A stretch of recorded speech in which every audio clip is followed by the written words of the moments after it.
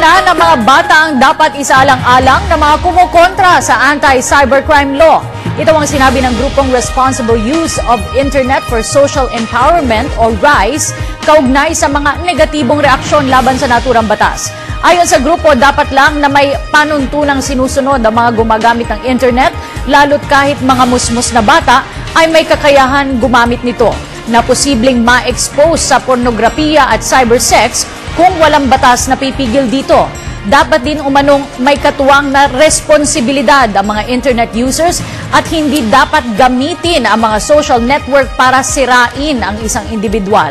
Dagdag pa nito, hindi dapat ituring na pagpigil sa malayang pamamahayag ang anti-cybercrime law.